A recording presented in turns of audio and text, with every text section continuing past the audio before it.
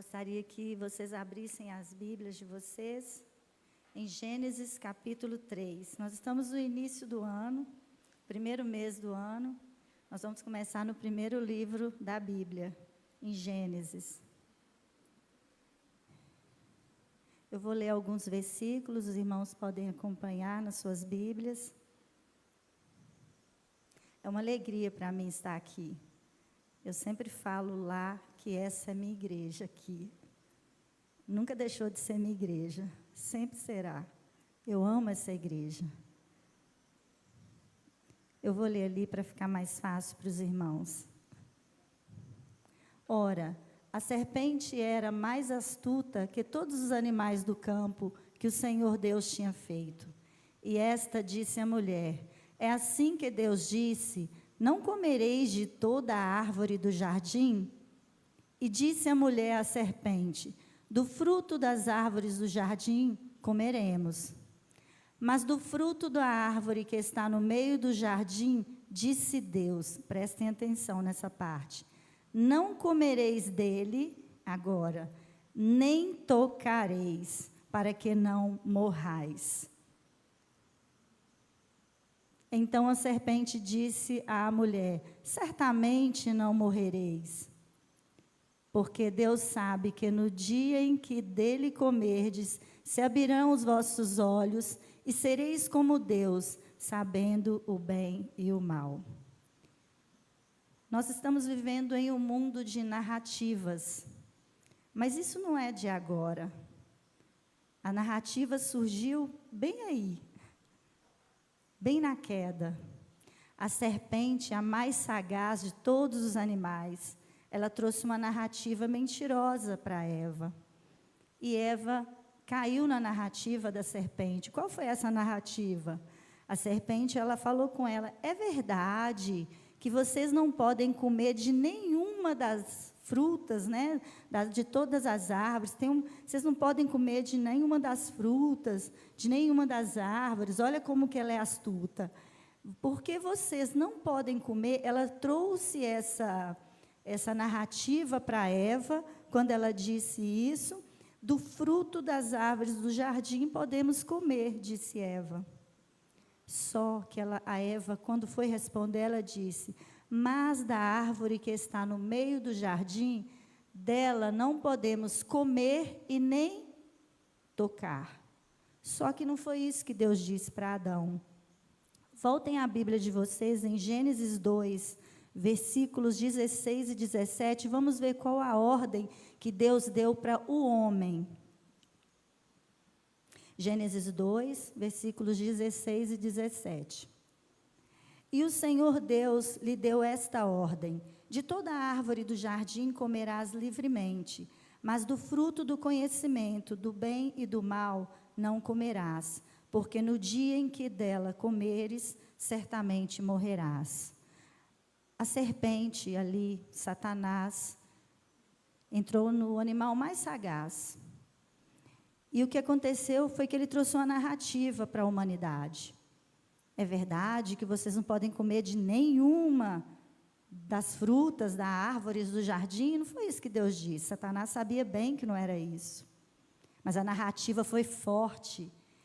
E a mulher que havia sido instruída pelo seu marido, porque essa ordem aqui de não comer do fruto foi dada para o homem, logo depois que Deus tira da costela e forma a mulher, o texto é seguido.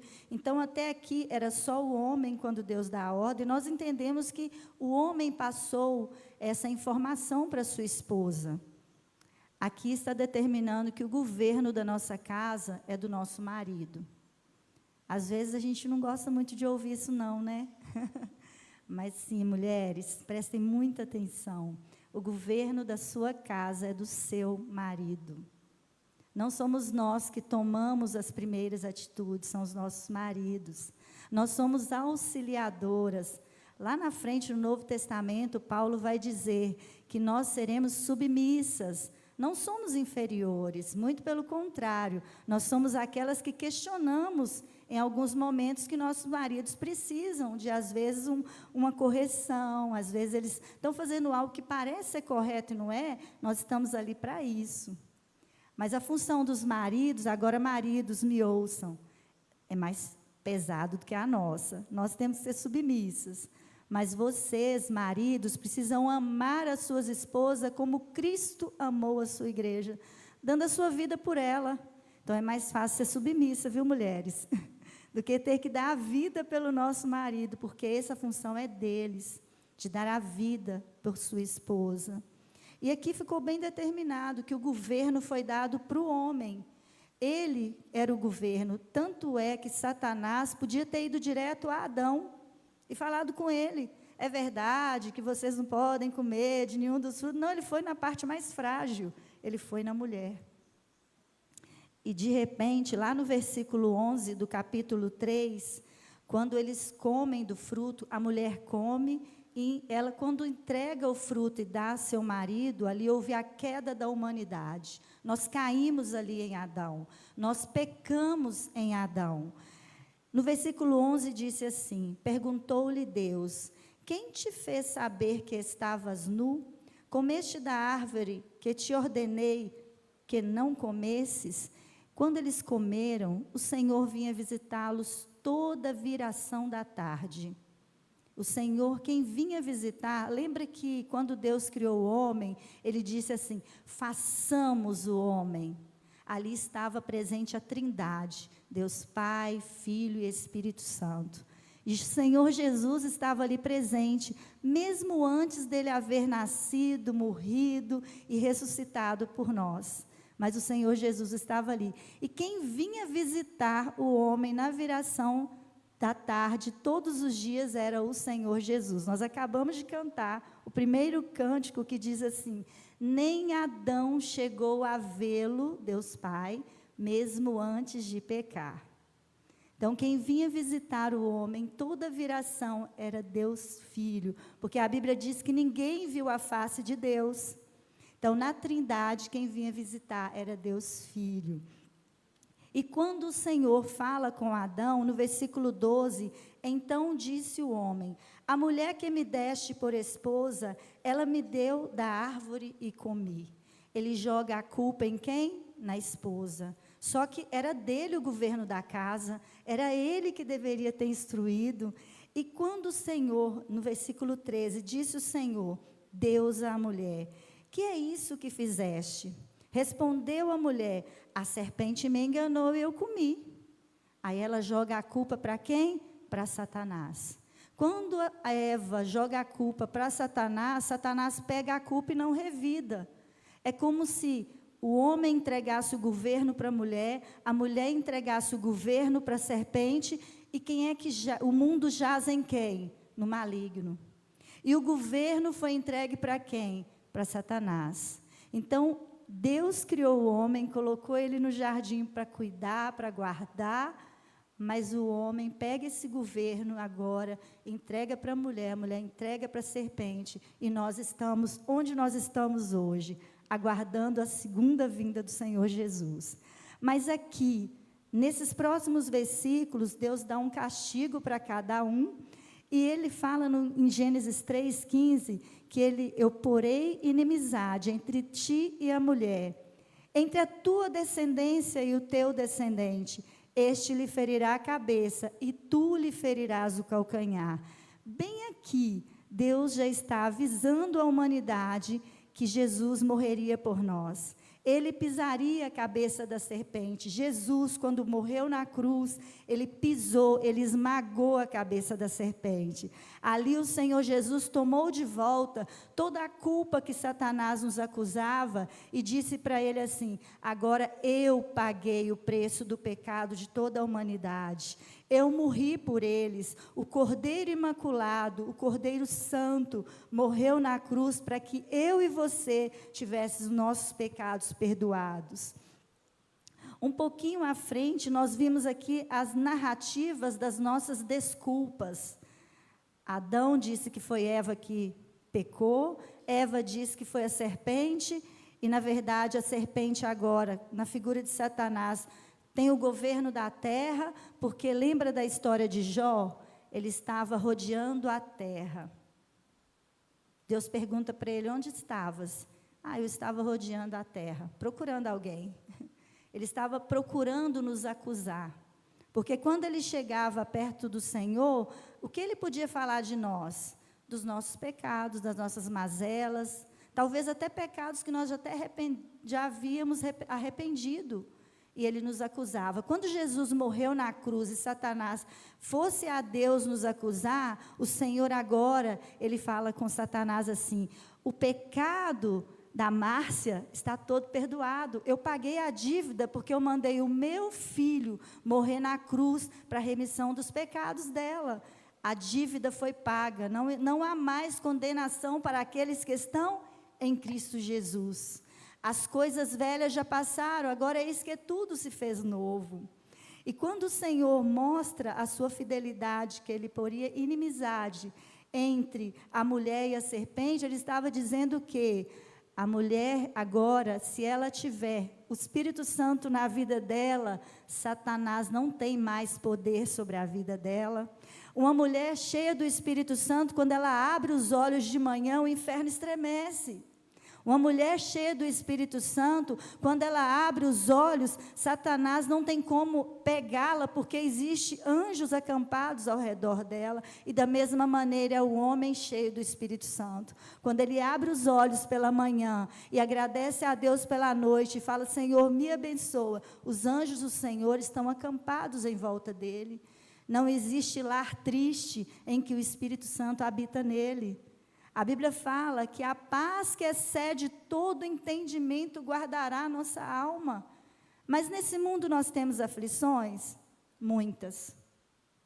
Mas Jesus venceu todas. E ele disse, tem de bom ânimo, eu venci o mundo. E nós podemos vencer. E quando nós vencemos as narrativas das desculpas, agora nós temos as narrativas dos achismos. Nós vivemos num mundo cheio de narrativas, e eu vou mostrar para vocês agora o perigo das narrativas dos achismos, daquilo que eu acho que está certo. Capítulo 4, a Bíblia diz que coabitou o homem com Eva, sua mulher, esta concebeu e deu à luz a Caim, então disse, adquiri um varão com o auxílio do Senhor.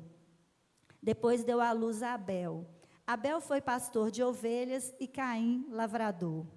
Aconteceu que no fim de uns tempos, trouxe Caim do fruto da terra uma oferta ao Senhor.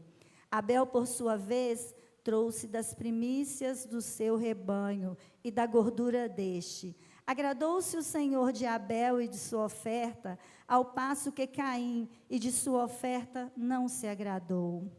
Irou-se, pois, sobremaneira Caim, e descaiu-lhe o semblante. A Bíblia diz que ele ficou tão bravo, que o semblante dele mudou. Imagina a fúria que estava no olhar de Caim nesse momento. Então, versículo 6, lhe disse o Senhor, por que andas irado? E por que descaiu o teu semblante? Se procederes bem, não é certo que serás aceito? Se todavia procederes mal, eis que o pecado jaz à porta, e o seu desejo será contra ti, mas a ti cumpre dominá-lo. Deus está aqui falando com Caim, eu rejeitei a sua oferta, mas eu aceitei a de Abel. Mas olha, eu estou vendo que você está irado. É como se Deus estivesse falando assim com ele. O Satanás, o demônio, ele está assim, escondidinho atrás da porta. Quando você colocar a mão na maçaneta para abrir, ele vai pular na sua frente e vai te dominar. Então, eu já estou te antecipando que cabe a você dominar o seu pecado. Cabe a você dominar aquilo que está ardendo dentro de você, te fazendo pecar. Deus havia avisado para Caim. Mas lembra que quando o homem pecou lá no Éden, o Senhor fez para ele uma vestimenta, não fez? De que era essa vestimenta? Pele de animal. Para você tirar a pele do animal, o que tem que acontecer com esse animal antes? Ele precisa morrer. O primeiro sacrifício, apontando para Jesus na cruz, foi o próprio Senhor quem fez. Ele matou aquele animal como sacrifício, vestiu Adão e Eva no jardim. Então, já existia um modelo de culto. Mais para frente, na Bíblia, nós vemos Deus dando as coordenadas para o tabernáculo, que no tabernáculo haveria de sacrificar um cordeiro sem mancha, um cordeiro sem defeito, apontando para o Senhor na cruz. O próprio Senhor, ali no Éden, fez o primeiro sacrifício apontando para o Senhor na cruz. Quando isso aconteceu, Deus estabeleceu-lhe já o modelo de culto, que lá na frente Deus vai dar minuciosamente para Moisés, todo o formato de culto a Deus. Então, existia um modelo de culto. Deus não queria das plantações de Caim. Deus queria um animal puro, sem defeito. O culto de Abel agradou a Deus. O culto de Caim não agradou a Deus. Esse era o formato. Então, às vezes, a gente pensa assim, por que Deus não se agradou de Caim? É porque existia um modelo de culto. E hoje, trazendo para os nossos dias, eu acho muito perigoso, ao olharmos para tantas instituições que nós chamamos de igrejas e que têm uns cultos muito absurdos, diferentes daquilo que a racionalidade nos propõe, porque em Romanos 12 o Senhor nos propõe um culto racional, um culto que atrai a nossa atenção apenas a Deus. Nós não precisamos de atrativos para que as pessoas conheçam a Deus. A nossa atração é o Espírito Santo. É Ele que convence o homem do pecado, do juízo. É Ele que convence. E nós vemos aqui, então, nesse modelo dos nossos achismos, há um perigo muito grande de nós, às vezes, fazermos aquilo que nós achamos que é correto. Nós não fomos chamados para fazer aquilo que nós achamos que é bonito, que achamos que é correto. Nós fomos chamados, como cristãos, para fazer o que a Bíblia diz que é correto. Se a Bíblia diz que o nosso culto é racional, é assim que ele precisa ser. E eu nem estou falando desse ajuntamento. Eu nem estou falando de quando nós, igreja, cada um de nós, nos ajuntamos como igreja, num ajuntamento de salvos em Cristo Jesus para adorá-lo. Esse culto, ele precisa ser nos nossos lares. Quando nós acordamos de manhã, nós colocamos um louvor na nossa casa ou nós ligamos a televisão em qualquer porcaria e deixa aquilo rolando o dia inteiro na nossa mente? Qual é o tipo de culto que nós prestamos o dia inteiro para nós? Quando nós ligamos o nosso celular de manhã, nós abrimos para ver coisas boas que alegram nosso coração em Cristo, nós vemos só coisas que não frutificam o nosso espírito em Deus. O nosso culto, ele é o dia inteiro. Nós cultuamos a Deus na nossa maneira de viver, nós cultuamos a Deus na hospitalidade, nós cultuamos a Deus em todo o nosso ser e em todo o nosso dia. O que nós fazemos, como estamos aqui agora à noite, é um culto de igrejas, porque cada um de nós é a igreja do Senhor, nós fazemos parte da igreja do Senhor.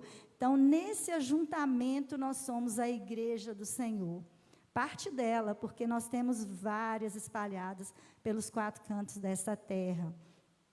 Então, o modelo de culto não pode ser aquilo que eu acho, precisa ser aquilo que a Bíblia me exige. E a Bíblia, em Mateus 24, versículo 4, o próprio Senhor Jesus deixou algo para nós muito interessante. Na parte B, ele diz assim: cuidado, ou vede, que ninguém vos engane. Então, o Senhor já estava apontando para nós no futuro que haveria lobos disfarçados de ovelhas, que haveria falsos mestres, falsos ensinos, falsos profetas, e que nós precisamos ter cuidado. Então, nós precisamos ser crentes como os crentes de Bereia, que eles examinavam os pergaminhos, os rolos, enquanto o apóstolo Paulo pregava, para ver se o que ele estava falando era verdade. E vocês precisam fazer exatamente isso.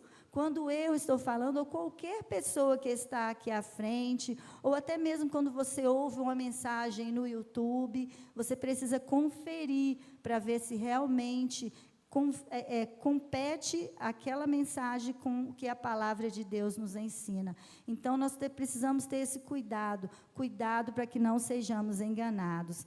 E muitas vezes o nosso achismo é fruto de engano. Muitas vezes nós ouvimos ou damos ouvidos a mentiras de Satanás disfarçados de verdade. Quer ver uma coisa interessante? Nós vamos falar um pouquinho de uma coisa que eu tenho visto muito, muito mesmo, ao longo da minha vida, ao longo da minha caminhada cristã, eu tenho visto muito. Muitas vezes eu vou conversar com alguém que eu estou discipulando e eu escuto a seguinte frase: eu estava na Umbanda, mas lá falava de Jesus, eu achava que estava tudo bem. Outra hora eu estava no Espiritismo, mas lá fala de Jesus, então eu achava que estava tudo bem, que eu estava no caminho certo. Afinal, qual é a frase do mundo?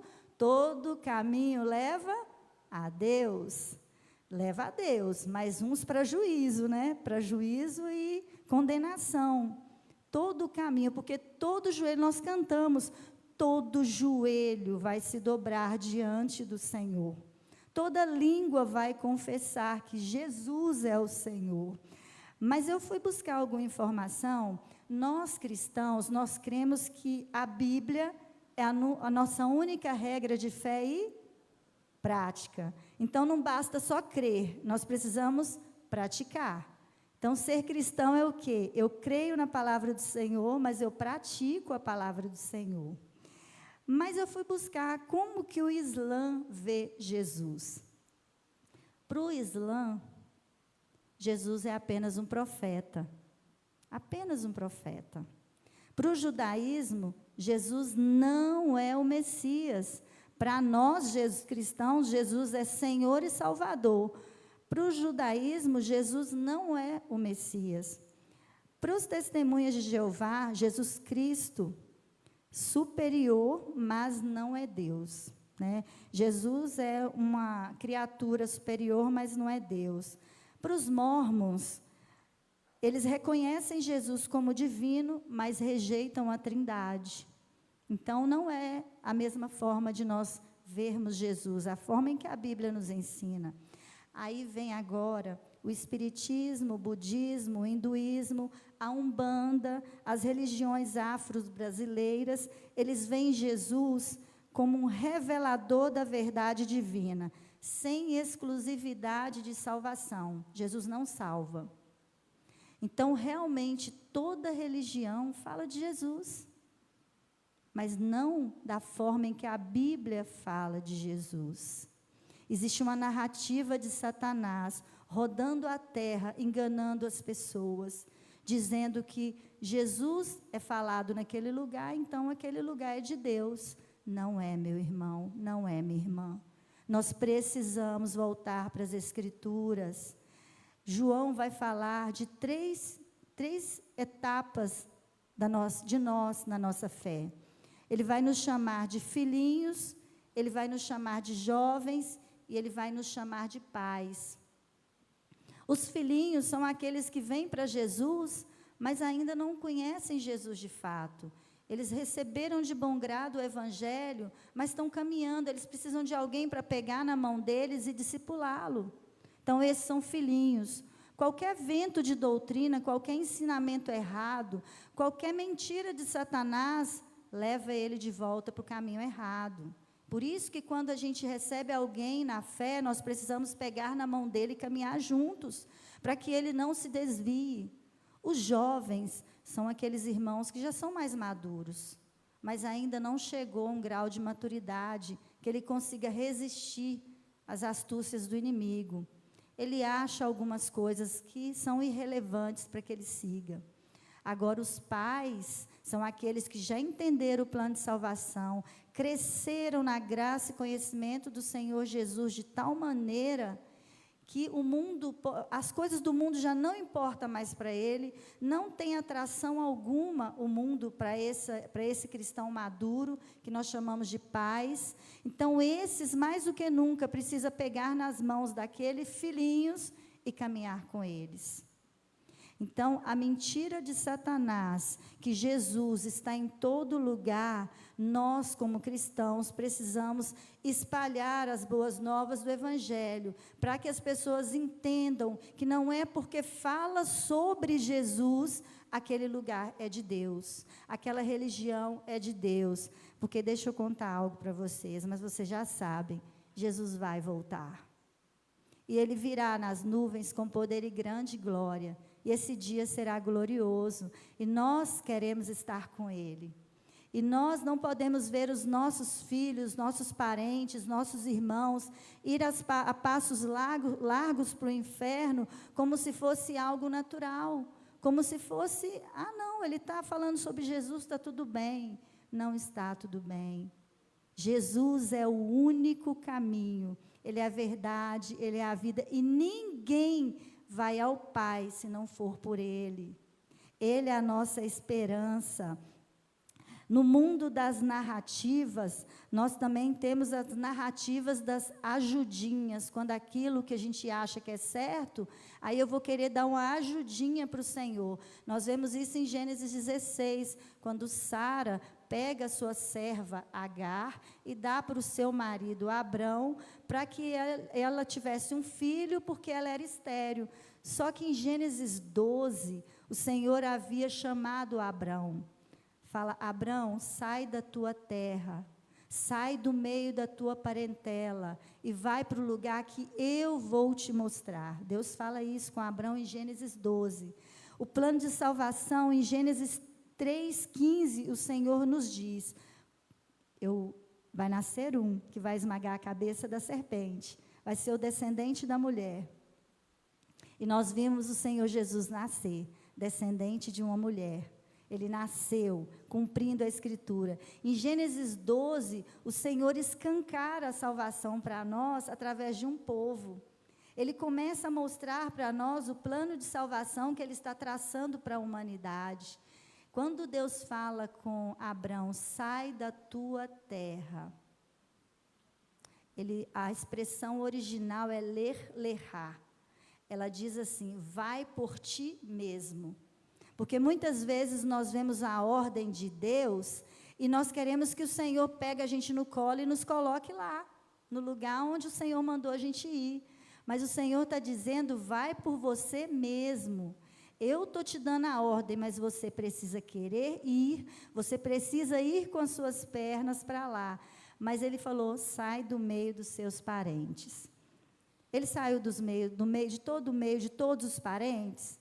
Não, ele levou o sobrinho dele com ele. E Deus não contou para ele qual era essa terra, até que o sobrinho dele separasse dele. No dia em que houve confusão entre os pastores de Abrão e de Ló, que eles se dividem, Deus chama Abrão e fala assim: sobe aqui, está vendo? Olha para o norte, olha para o sul, olha para o leste, olha para o oeste.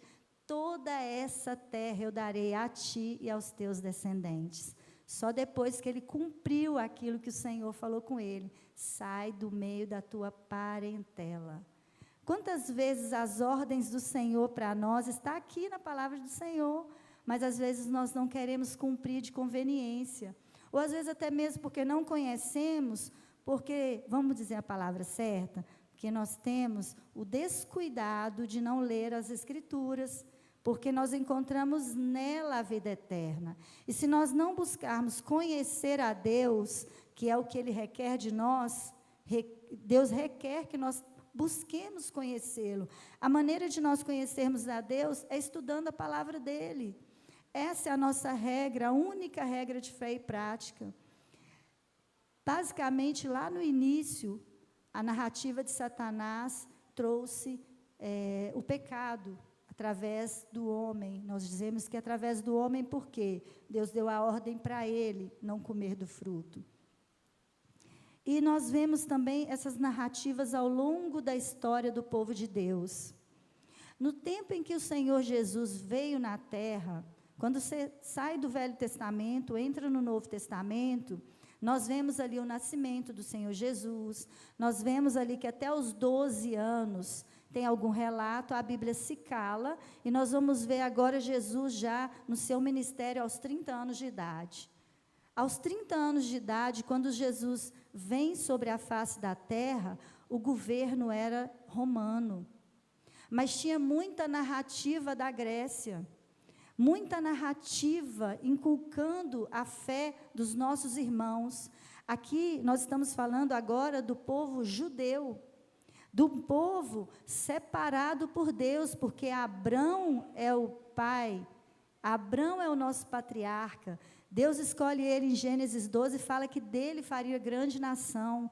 Então, Abraão teve Isaque, Isaque foi pai de Jacó, Jacó teve as 12 tribos de Israel.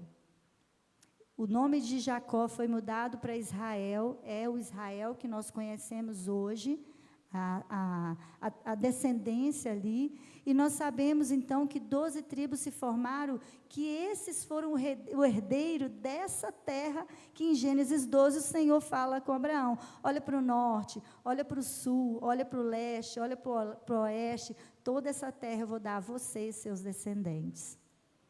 E Deus, quando faz isso, lá quando Jesus vem, já são chamados esse povo de hebreus, agora já se tornaram judeus. Quando Jesus vem, esses judeus eram divididos por muitas classes, muitas narrativas se formaram. Satanás não brinca de ser Satanás, ele está sempre criando narrativas para nos afastar do plano de Deus. Existiam vários grupos de judeus, e um deles eram os fariseus. Os fariseus, eles eram zelosos pela lei, eles eram muito religiosos, mas eles tinham um problema, eles achavam que só eles eram. Então, só nós somos santos, só nós carregamos, somos detentores da lei, e só nós obedecemos à lei. Então, eles tinham esse problema com eles. E Jesus, para esse grupo, haveria de ser um Jesus milagroso. O Messias que havia de vir, que Deus apontou lá em Gênesis 3,15, que nasceria um que ia esmagar a cabeça da serpente, esse grupo de judeus chamado fariseus, queria que fosse um Jesus milagroso, que fizesse muitos sinais. Lembra das confusões, das conversas dos fariseus com Jesus? Mostra-nos um sinal, faz-nos um sinal. Era sempre assim, eles queriam ver sinais. E tinha um outro grupo chamado saduceus, essa era a classe nobre dos judeus. Eles eram muito liberais, não criam na ressurreição, como está escrito lá em 1 Coríntios 15, que nós, quando o Senhor Jesus vier nas nuvens com poder e grande glória, os que estão em Cristo vão ressuscitar. Os que morreram em Cristo vão ressuscitar primeiro. E nós, os que estivermos vivos, vamos ter os nossos corpos transformados. Eles não criam nisso. Satanás já havia lançado narrativas para que eles não crescem no verdadeiro evangelho. Já havia um grupo chamado zelotes. Esses eram ativistas contra Roma, eles eram lutadores, guerreiros, e esse grupo, eles esperavam que o Messias fosse um Messias guerreiro, que viesse com a espada, matasse os soldados de Roma, conquistasse a cidade, colocasse os judeus para reinar ali, juntamente com ele. Era esse Jesus que esse grupo de judeus esperava. Já havia os essênios. Os essênios, eles viviam em cavernas, eram judeus que viviam afastados, bem afastados do amontoado da cidade. Mas eles esperavam que fosse um Messias monárquico, fosse um Messias que fosse viver junto com eles, isolado, como se diz, no delírio da espiritualidade deles, que não era uma fé alicerçada no Deus Criador. Olha quantas narrativas o inimigo conseguiu inculcar à cabeça dos nossos irmãos há 2000 anos atrás. E os discípulos? Quem que os discípulos esperavam que fosse Jesus? Lembra da conversa deles com Jesus em Mateus 24? Senhor, quando é mesmo que o Senhor vai restaurar todas as coisas? Tipo assim, é para ontem, né, Senhor? Você vai destruir, não vai ficar pedra sobre pedra. E quando vai ser isso mesmo? Aí Jesus começa a explicar. Ninguém sabe o dia nem a hora, mas eu vou voltar. Jesus já começa a orientar os discípulos que ele ia morrer. Nesse momento, o Senhor já está orientando os seus discípulos, mas que ele voltaria. Eu imagino que os discípulos pensaram assim: ressuscitou, nossa, é agora que o Senhor vai cortar todo mundo na espada também, vai conquistar Jerusalém. Mas não era assim, não foi esse o plano que o Senhor traçou. Havia duas vindas do nosso Senhor. Ele viria, como ele veio, nasceu, morreu, ressuscitou, morreu numa cruz, morreu uma morte maldita, porque o madeiro, a cruz, era o pior das mortes naquele momento, naquela época. Assassinos, ladrões, estupradores, era para a cruz que eles iam. Jesus sofreu a pior das mortes, uma morte vergonhosa, por minha causa e por sua causa, por nos amar demais. Ele, como Filho de Deus, ele não precisava vir aqui. Ele veio porque ele quis. Ele fala: a minha vontade é fazer a vontade do meu Pai. Ele veio porque ele quis dar a vida dele por nós. E Deus quis enviar o único Filho dele para morrer, para que os meus pecados e os seus pecados fossem perdoados. Deus é maravilhoso. As promessas do Senhor na nossa vida, elas se cumprem a cada manhã. Todas as vezes em que nós abrimos os nossos olhos de manhã, nós precisamos agradecer pela tão grande salvação. Nós somos privilegiados. Muitos aqui nasceram no Evangelho. Eu vi aqui esse grupo cantando aqui na frente, conheci muitos deles desse tamanhinho aqui, ó, bem pequenininhos. Hoje já estão maiores do que eu.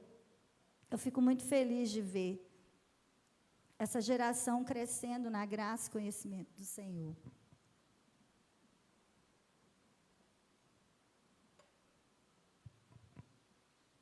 Agora eu tenho uma pergunta para você. Os discípulos esperavam um Jesus imediato, um Salvador imediato, que trouxesse a paz sobre toda a terra. E eu e você, o que nós esperamos de Jesus?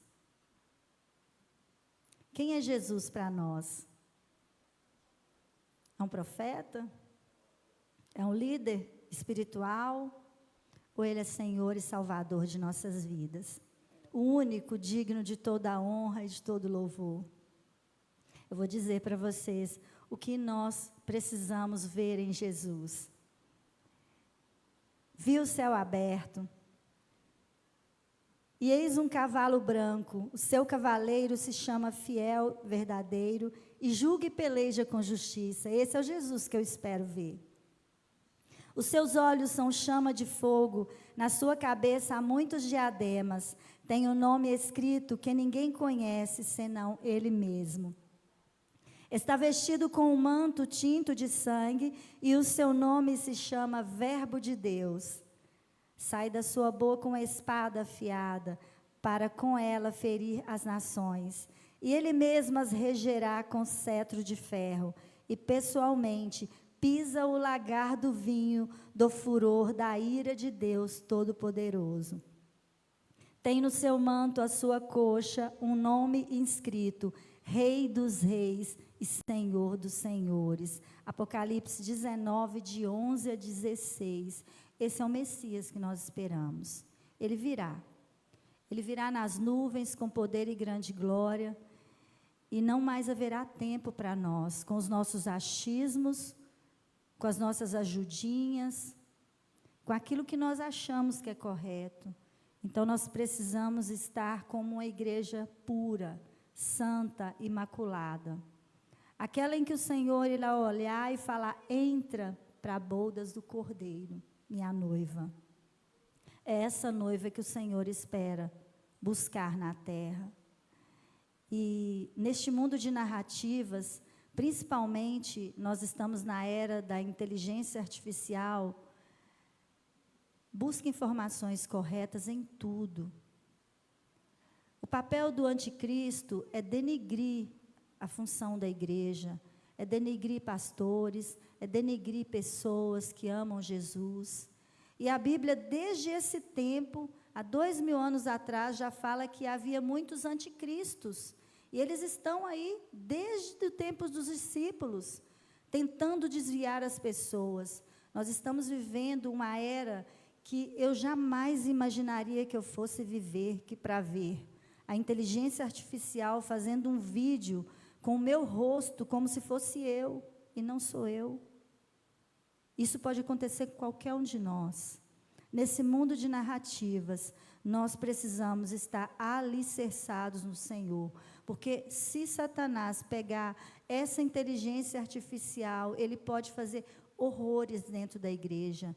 Nós precisamos estar cada dia mais buscando discernimento de espíritos. Toda tecnologia ela é bem-vinda no reino. Toda tecnologia pode ser usada em favor da causa de Cristo, mas nós precisamos estar vigilantes para que não sejamos enganados. A nossa fé precisa estar muito alicerçada em Cristo Jesus. Nós vamos ver mentiras, narrativas de Satanás sendo implantadas. Vocês querem ver uma narrativa atual, hoje, que Satanás está lançando, principalmente sobre toda a terra, mas principalmente, eu não imaginaria que eu fosse viver para ver, é a narrativa de que uma criança no ventre de uma mãe não é vida. Que é uma narrativa mais monstruosa que essa. E quantas pessoas estão acreditando nisso? Mas se você pegar algum animal que eles dizem que não pode tocar, aí a coisa fica feia. Não pega no ovo de tartaruga e pisa nele não, porque a coisa vai ficar feia. Mas uma criança no ventre da mãe, você pode matar, que não tem problema. Olha a narrativa de Satanás. Vocês acham que isso vai parar por aí? A Bíblia não diz que as coisas vão melhorar. É o contrário. As coisas ainda vão piorar muito. Mas nós precisamos estar ligados nessa palavra. Eu vou falar algo que eu escutei num pastor, achei bastante interessante. Ele falou assim, olha, cristão que não gosta de ler, precisa rever seus conceitos, porque nós precisamos conhecer a palavra de Deus, e a forma de conhecer, nós precisamos ler. Se nós não lermos a Bíblia, nós não vamos conhecer a Deus, porque aqui está a nossa única regra de fé e prática. Então, nós precisamos rever nossos conceitos. E para ser cheio do Espírito Santo, o que é que precisa ser? Cheio de Deus.